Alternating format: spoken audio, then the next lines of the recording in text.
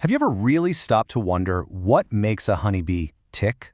I mean, not just how they work together, but how the bee itself, the machine, actually functions. Well, today, we're going on an incredible journey deep inside one of nature's most perfect little engines. And our guide for this is the absolute classic from 1956, Anatomy of the Honeybee by R.E. Snodgrass. It's basically a masterclass in biological engineering. All right, let's get into it. You know, right from the very beginning, Snodgrass sets this wonderfully charming, almost witty tone. He's about to break down this insect we all love into its nuts and bolts. And he's basically asking us to put on our scientist hats for a minute. He wants us to see the bee not just as this symbol of nature, but as a marvel of evolutionary design that's built from the same fundamental parts as, well, a cockroach. It's just a brilliant way to frame our whole exploration. So the story of every single bee is a story of just radical transformation. It doesn't just get bigger, it completely rebuilds itself from the ground up. And this whole journey unfolds in 4 distinct acts: the egg, the larva, the pupa, and then finally the adult bee that we all know. And here it is. This is where it all starts. This tiny little vessel, only about 1.6 millimeters long, laid by the queen right at the bottom of a honeycomb cell. Now it looks pretty simple, right? But inside, it is a whirlwind of activity. It's packed with all the yolk it needs for energy, and it contains the entire genetic construction manual to build a complex, flying machine. So check this out. Development kicks off immediately. That single nucleus starts dividing over and over. But these new cells, they don't just clump in the middle. They actually migrate to the very edge, and they form the first layer of the organism.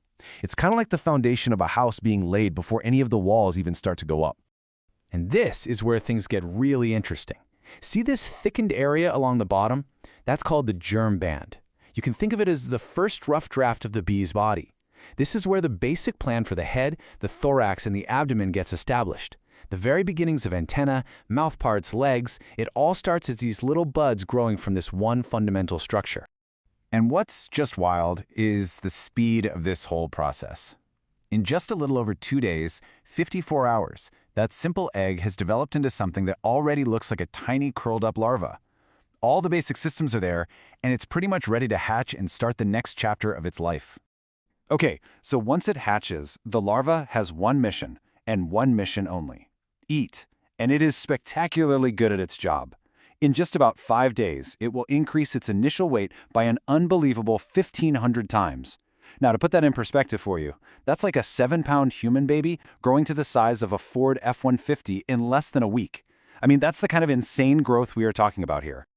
So this larval form, it's just efficiency perfected. It's basically a living stomach on legs, except it doesn't even have legs. No wings, no complex eyes. It doesn't need any of that stuff. It just lies there in its cell, getting fed nonstop by nurse bees, and its only job is to convert that food into more mass.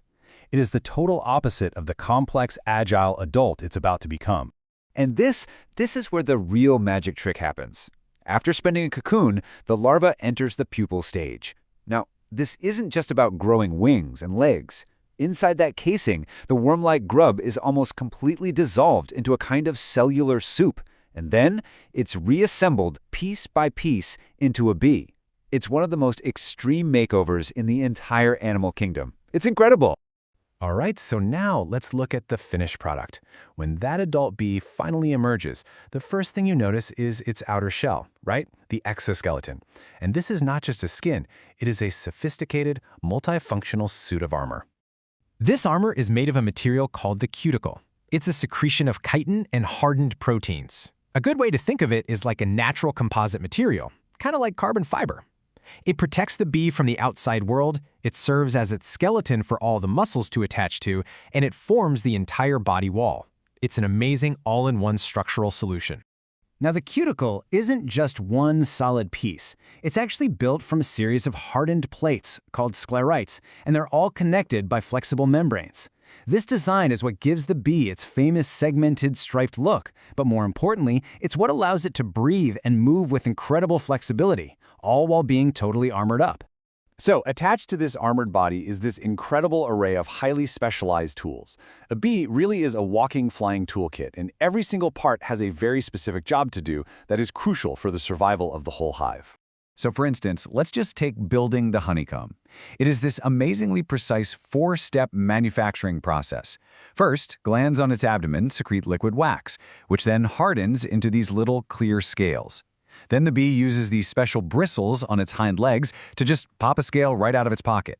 It then passes it forward, leg to leg, all the way up to its mandibles, where it chews it, mixes it with saliva, and then perfectly shapes it to build that flawless hexagonal comb. The bee's external armor and its tools are definitely impressive, but to really truly understand this little machine, we have to go inside. We've got to look at the engine that powers its flight and, of course, the weapon that defends the hive. So, how in the world can a bee beat its wings over 200 times a second? Well, the answer is in its flight muscles.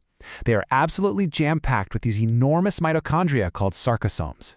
You can just think of them as these tiny biological power packs that provide a constant massive flow of energy, and that's what allows for that incredible speed and endurance when it's flying. And now for the famous sting.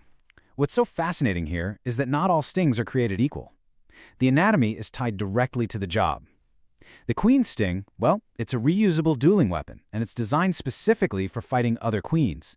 It's curved, it has really small barbs, so she can pull it out easily. The worker's sting, on the other hand, that's a weapon of last resort, meant for hive defense. Its barbs are huge, and they're designed to get lodged in the thick skin of a mammal, which makes sure that the venom sac keeps pumping long after the bee is gone. And the mechanism itself, it is terrifyingly efficient. This is not a simple hypodermic needle. It's a three-part system. You have two barbed lancets that slide back and forth along a central shaft, and they actively dig the sting deeper and deeper into you. And at the same time, these little valves are pumping venom down a poison canal. It's a self-operating piece of machinery that keeps working long after it's been torn from the bee's body. So we've seen the machinery, right? The armor, the tools, the engine, the weapon. Snodgrass explains the how of it all with just breathtaking detail. But he ends his work by just acknowledging the ultimate mystery. We can dissect the machine, but we can't dissect the programming. As he puts it, the know-how of an insect is still a totally baffling thing, which, for now, we can only cover with this blanket term, instinct. And that just leaves us to wonder, what exactly is that?